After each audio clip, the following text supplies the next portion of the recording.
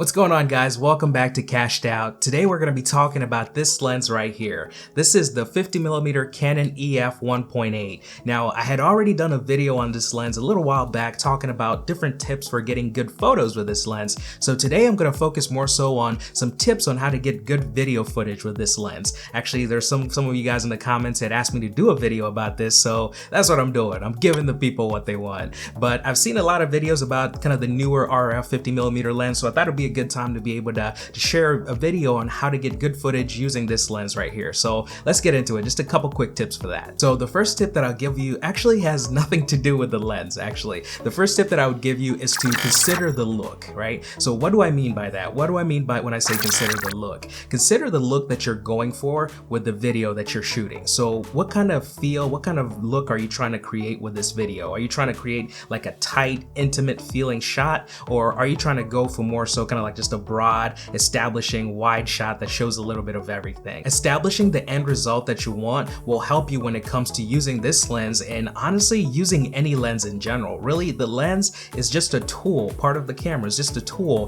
to help bring out the vision of what you have inside of you.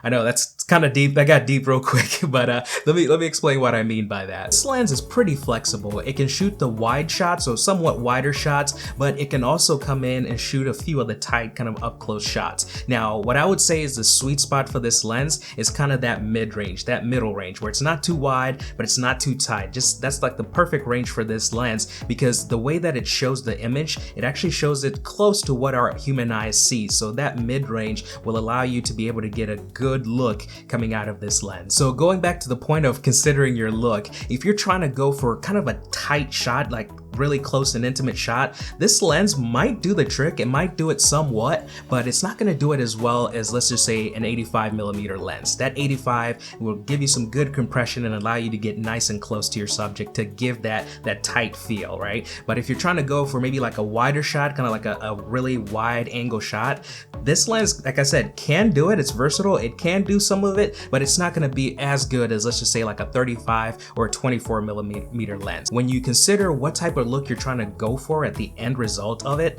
that's going to determine how you use your lens. And that's a big part of getting good footage, whether you're using this lens or any other lens, because if you try to use this lens to do what you should be doing with an 85, the footage isn't going to look as good. Or if you try to do what you should be doing with a 24 or a 35, it's going to look okay, but it's not going to be as good as it should be. I would say this is a good mid-range lens. Well, if you're trying to get an idea, I would say maybe like waist up. If you're shooting someone, that's a good range where this can give you good coverage, and with the background blur that it can create, which we'll talk about later, I think that's the perfect sweet spot for this lens. So first tip, consider your look, consider what you're going for, and just make sure that this is the right lens for doing what you're trying to do. For a lot of cases it's gonna be, but for some cases it might not be. So tip number one, consider your look. Now the second tip that I'll give you for getting some good video footage with this lens is to maximize the aperture. This lens is freaking awesome because it comes with a wide 1.8 aperture. I know there's some that go down to 1.4, but 1.8 is really good considering the price point. So how do we take full advantage of that aperture? How do we use that aperture to be able to get some good video footage? The way that you can do that, the first way you can do it is actually by utilizing that wide aperture to create some good background blur. Now, background blur looks beautiful. It looks awesome. I love photos that have good background blur. I love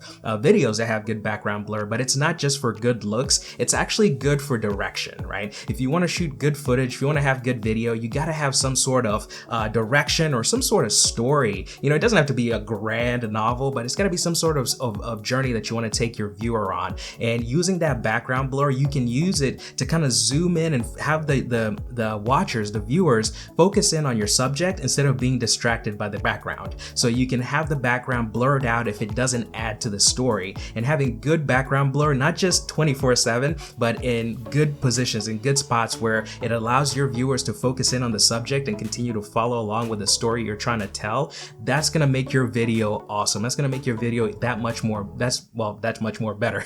English, right? That's gonna make your videos that much better because it has a direction and it's taking your viewers somewhere. So use that background blur not just for the looks, but also to have some direction and focus for your viewers. Now, the other way that this wide aperture is gonna help you with getting better videos is because having that wider aperture actually helps you in lower light situations. So those situations situations where the light quality may not be as good, if you have a lens that can only go down to like f4.5 or f5, you're gonna have a hard time keeping that image clean if you don't have enough light, right? So having a lens that has a wide aperture like this one that can go all the way up to f1.8 is a total blessing, because you can minimize the noise that's in your footage. Because if you don't have enough light, the other way that you can compensate for not having enough light is by increasing the ISO settings on your camera. Now, the higher you increase the ISO, the more light comes in, but also the more noise comes in as well. So if you have a lens that doesn't have as low of an aperture as this one, you're gonna have to bump up the ISO, which is gonna make your footage a little bit more grainy, right? So if you have a lens like this one that has a wide aperture, instead of bumping up the ISO, you can actually just open up the aperture a bit more, and that'll allow more light to come in, allow you to be able to keep the ISO low, and allow you to keep your footage clean. So another benefit of having and kind of taking advantage of that aperture is to be able to use it in low light situations, or just light situations that aren't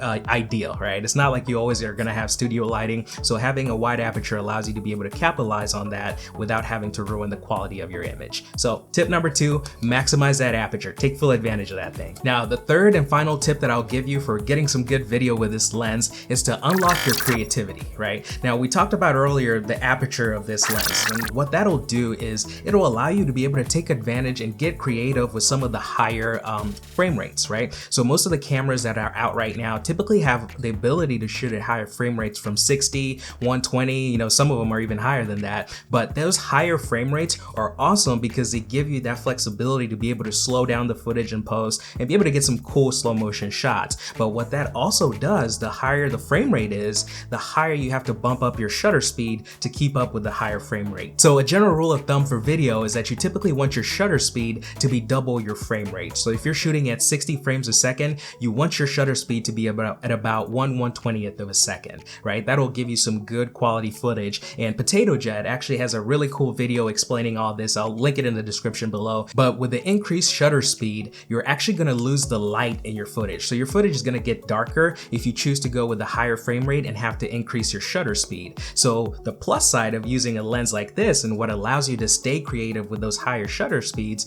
is that this lens, like we talked about earlier, instead of bumping up the ISO and getting a grainy image, when you go to those higher shutter speeds, you can just use the aperture and be able to open up, get more light in, and keep that high frame rate instead of having to bump down or bump up the ISO. So utilizing the aperture can be used in many different ways, whether you're trying to do slow motion or, you know, whether you're just trying to get more light into the actual shot. So take advantage of this lens, get creative, you know, feel free to use slow motion, feel free to even get up close. I know it's not a macro lens, but like I talked about in my other video, you can actually get somewhat close. It has a decent minimum focusing distance, so you can get somewhat up close and be able to get some cool tight footage. Not its purpose, not its intent, like we talked about in the first tip, but you can do it, right? If you want to get creative, you have that freedom. So third tip, get creative, let your creative juices flow, and play around with the shutter speed, play around with some of the closeness that you use to be able to get the look that you're looking for. So that's it for today, guys. Just a couple quick tips on how to get good video coming out of this Nifty 50. If you like this video, if this helped you out, if you learned something at all, go ahead and hit that like button below. If you're here and you haven't subscribed yet, be sure to subscribe, and tune in next time right here on Cashed Out. Take it easy, guys.